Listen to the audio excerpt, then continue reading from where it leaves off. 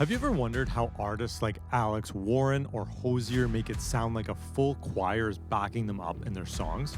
Well, what if I told you you can get that same massive sound all by yourself? No background singers required. Wait, just me? Yes, just you.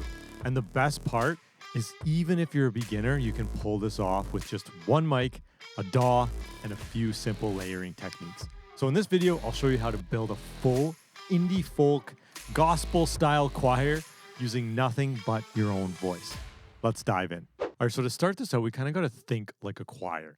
Choirs have different kinds of singers. They have very deep sounding singers, bass, they have tenors, they have altos, and they have sopranos. So we want to get a bunch of layers with those sounds. So let's start out with bass layers. I have a deep voice. That will be easiest for me, and then we'll kind of work our way up the ladder. So the word that I'm emphasizing is going. I'm going to do a deeper voice like going just to kind of start things out. All right, so I got 4 bass layers in here, and here's what they sound like. Going.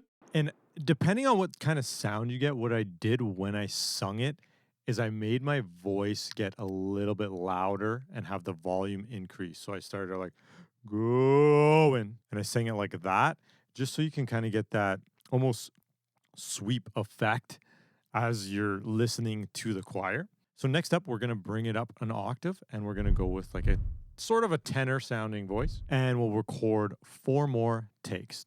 All right, so on its own, going, and together with the bass, going. So starting to get that choir sound-ish. We still got lots more layers to go, but we're getting there. All right, so next up, we're going to do a soprano slash alto, and we're going to do 4 more takes. All right, so these sound like this, and I apologize, I'm not a soprano singer, so it's difficult for me to get these takes, but you get the gist of it.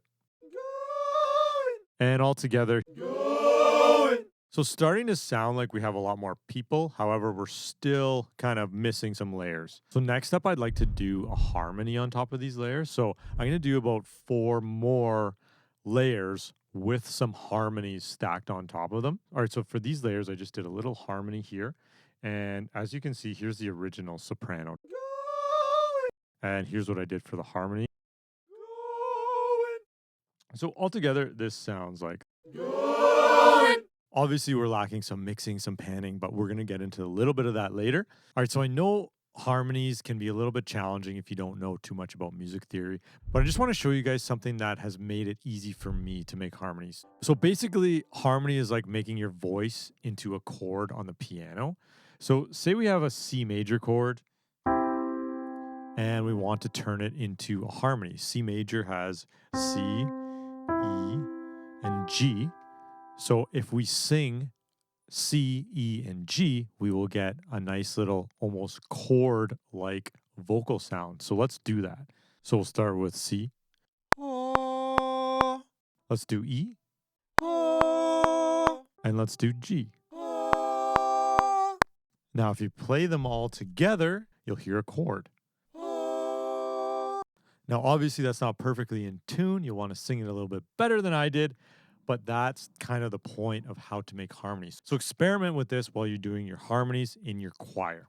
Hey guys, sorry to interrupt the video, but if you like what you're seeing so far, hit that like button and hit that subscribe button because it'll really help out the channel. Anyways, back to the video. But next up, I'm going to give you just a little bit of a trick if you're having trouble hitting those high notes. For the guys that have deep voices like me, I sometimes struggle trying to hit those really high notes. So here's a little trick just to be able to put some high notes in this production because I know it's very hard. So I'm going to go over to my tenor voice here.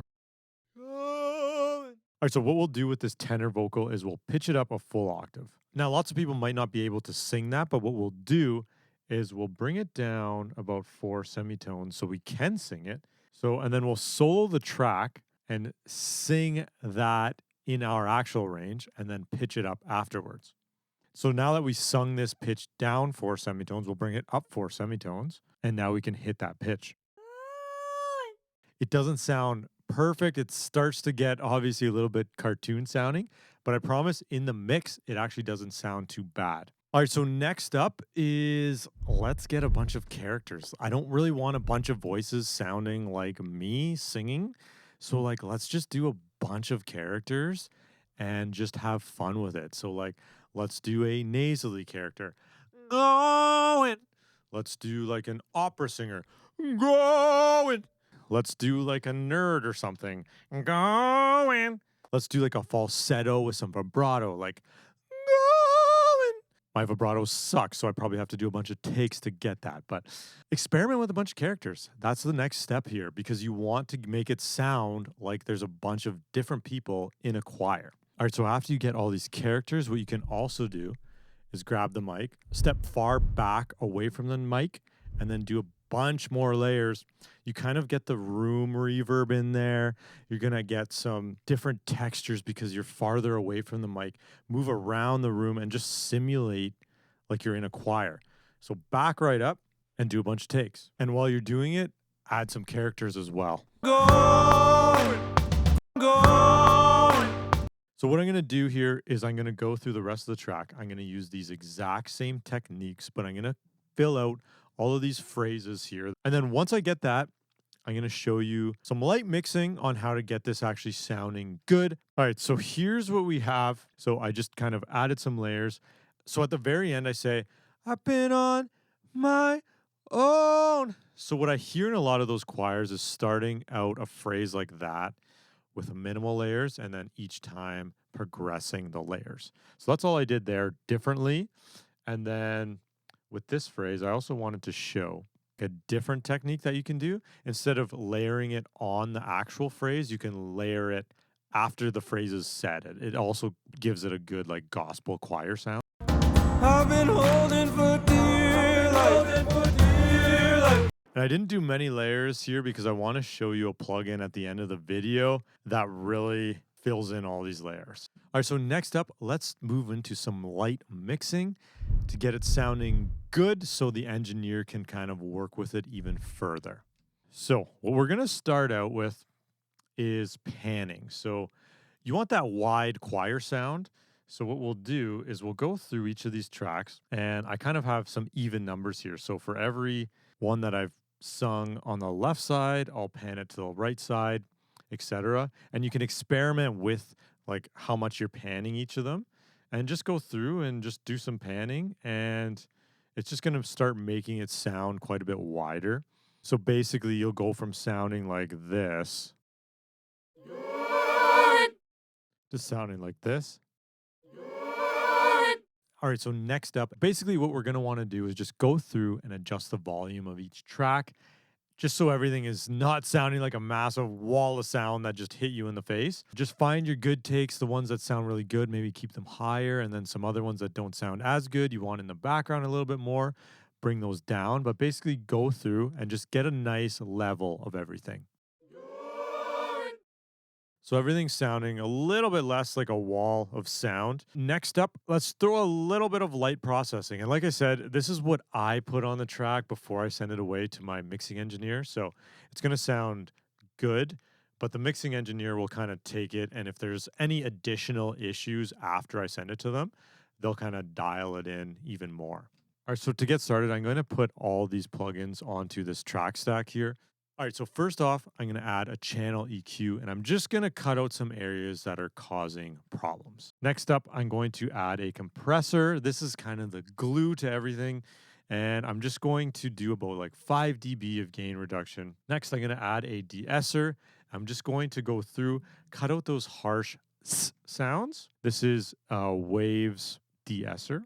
And next up, the fun stuff.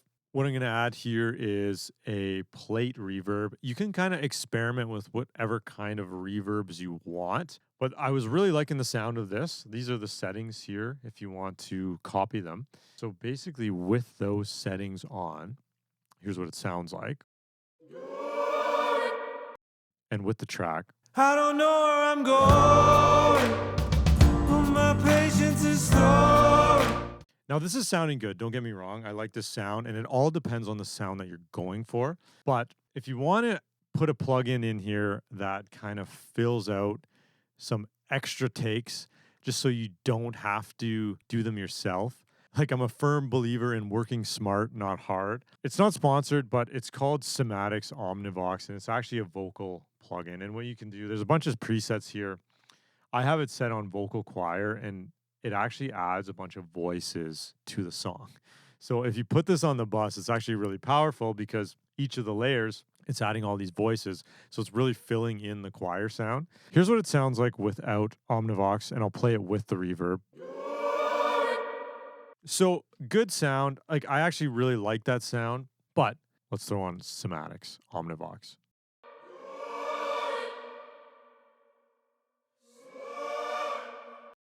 And before again. And after.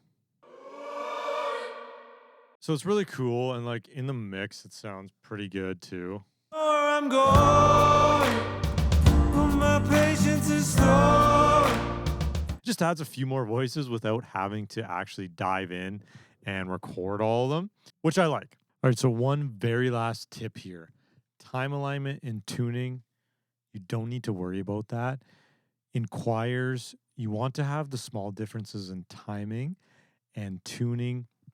You don't want completely perfect takes because it's just going to take away from this choir sound. So unless there's something that's really, really bad and just making everything sound horrible, you don't need to worry about the time alignment and tuning in this. So it's one little less step you have to worry about. All right, so here's the final product. I included the one with Somatics because I do like the sound, but it is all personal preference.